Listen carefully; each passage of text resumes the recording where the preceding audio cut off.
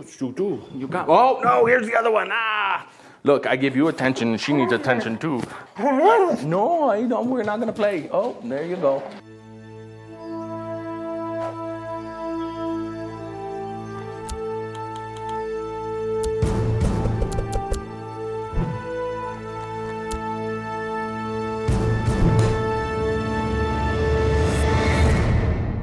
Hey guys, welcome to Elevated Systems. I'm your host CJ, and it's summer in Colorado. And while Colorado summers are generally milder than many parts of the world, it's still hot, especially in this studio.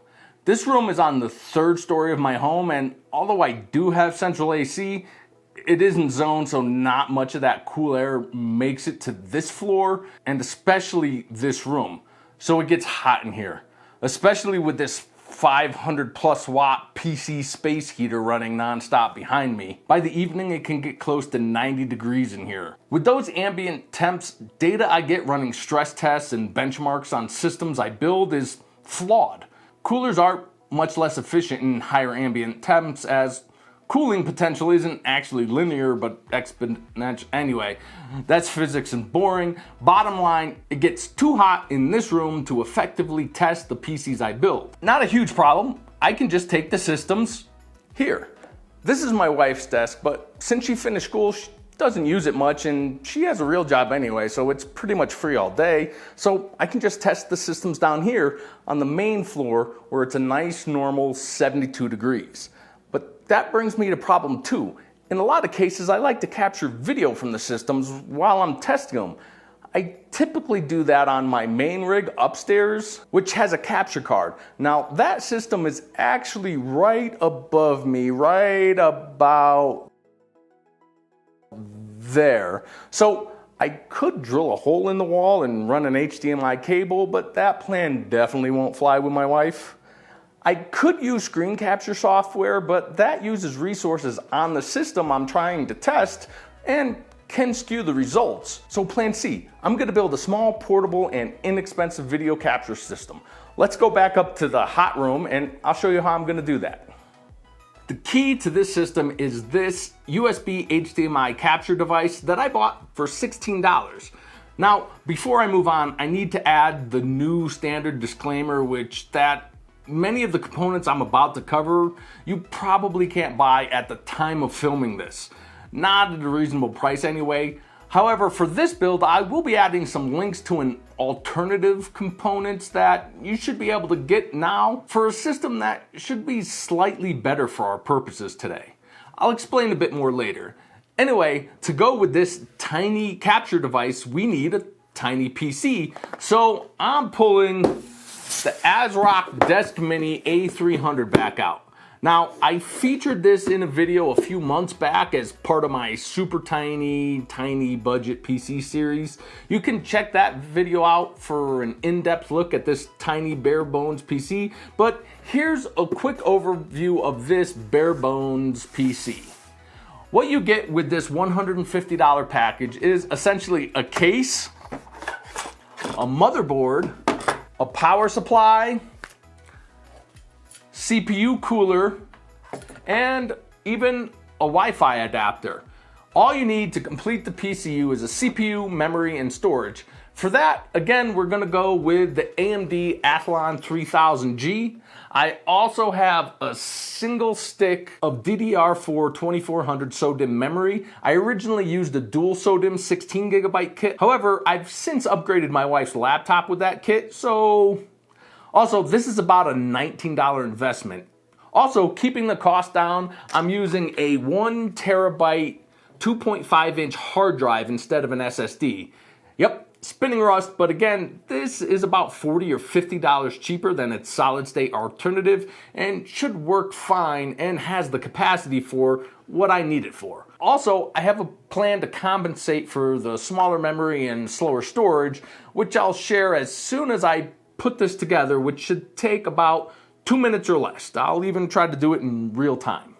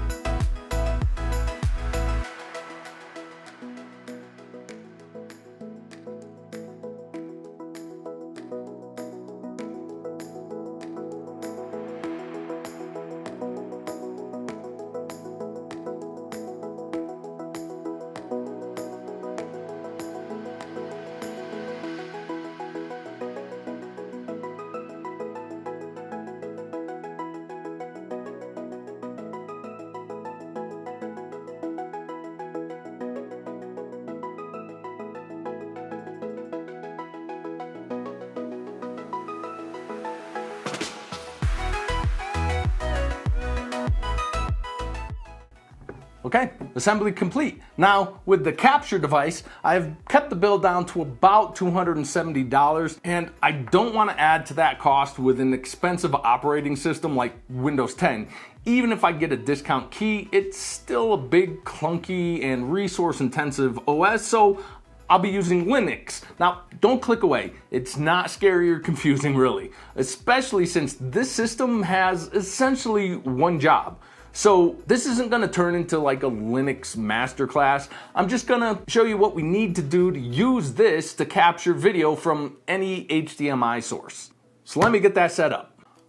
Okay, the Linux OS I'm using is Ubuntu because I know it works well with OBS, which is the software I'll use to record video. So I downloaded the Ubuntu image and used Rufus to create a bootable USB drive from which I'll install it to the little PC.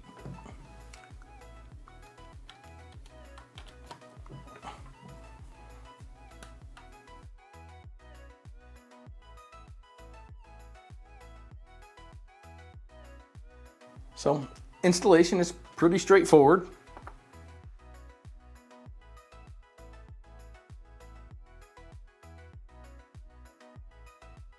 Now that Ubuntu is installed, we need to get some updates and install a couple apps, including OBS.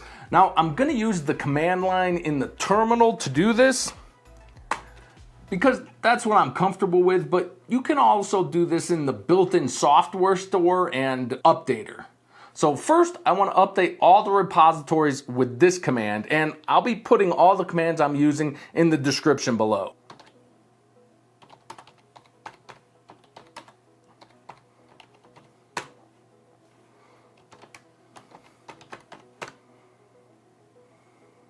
Now that the system has the update list, I'll use the upgrade command to update this system. And this, unlike Windows updates, not only updates the Ubuntu OS, but also all the software installed on the system.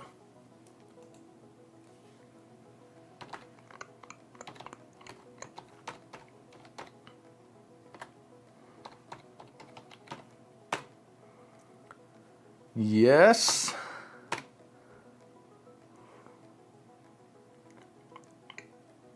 All right, it's that easy, and we don't even need to do a restart. Now, before I install OBS, we need to install ffmpeg, which will install all the video codecs that OBS will need to encode video. So I'm just going to show you how easy that actually is using our included software store. And anybody who's ever used one of these will be familiar with this. So just want to find the application I need. There it is. And hit install. And that's it. Now I'm going to go back to the terminal to install OBS. So what I need to do first is grab the repository where the latest version of OBS is found.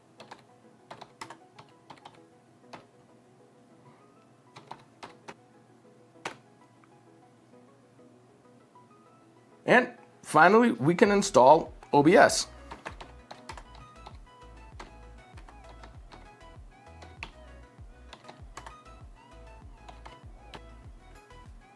And that's it. Our OBS should be right there.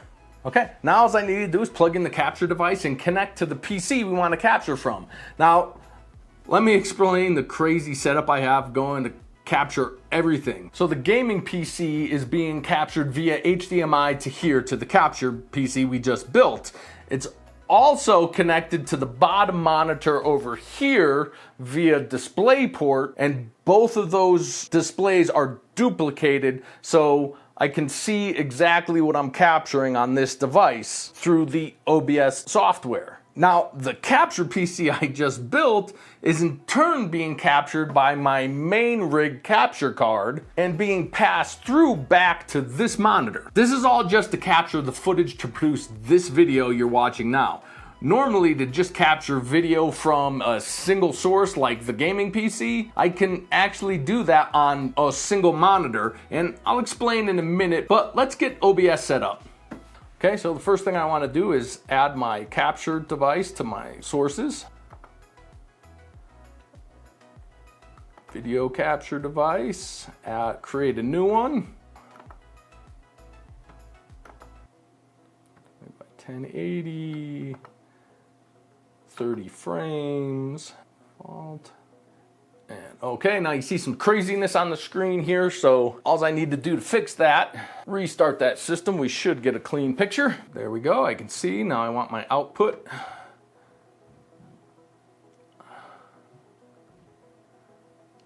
to be 1920 by 1080 and 1920 by 1080. And there you have it. Now, typically, I don't capture audio when I'm capturing gameplay. YouTube audio could trigger copyright protections. However, if you do want to capture audio in your gameplay, you can do it the same way. I can just add a audio capture device, and then my device is going to be my USB audio. And then on my system, I just need to make sure that my output is my HDMI to USB audio device. Let's make sure we have all our output settings correct. So like for capturing video, so I want my encoder is again software. Recording path is fine. Recording quality, we'll do high quality. Format, I want MP4. And encoder is software and apply. Okay. Now let's test out capturing some gameplay. All right, so I'm just recording some benchmark gameplay here so I can explain to you as I'm recording this. So I'm capturing gameplay from my gaming PC, which is being captured on the mini PC we just built, which in turn is being captured by my main system all over here for this video that I'll put up right now.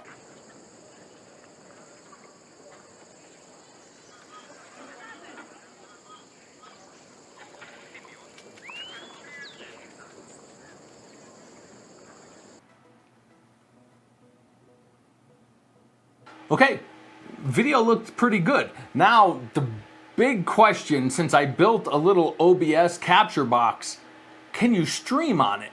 Well, I went ahead and set up OBS to stream. I'm streaming to YouTube. OBS has actually been sending frames for 6 minutes now, 0 drop frames, and now I got control pulled up on the gaming PC. It's already over 80 degrees up here in this room today, so the system is loud as all the fans have already kicked up to about 100%. But let me move over here to YouTube and hit go live.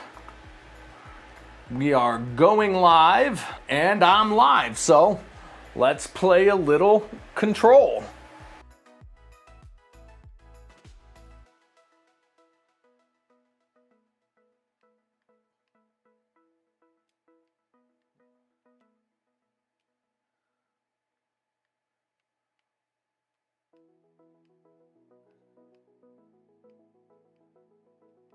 And through here, this is actually when I benchmark Control, this is the run I run through every time I benchmark it. But today I'm trying to pay attention to stuff and I'm not doing so well.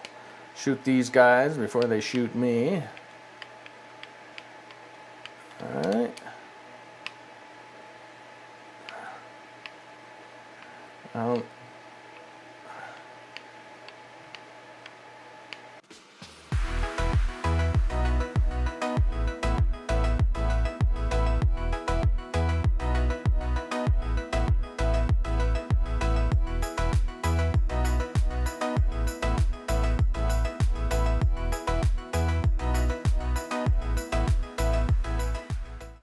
And I think that'll do it.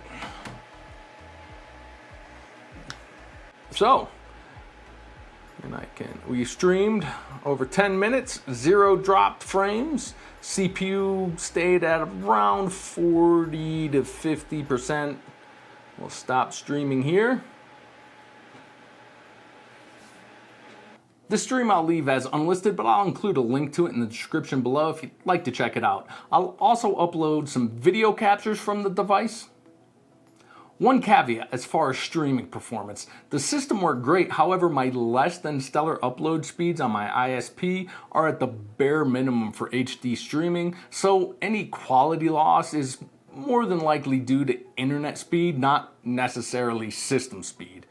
In any case, the streaming is just an added bonus as I just intended to use this for video capture anyway.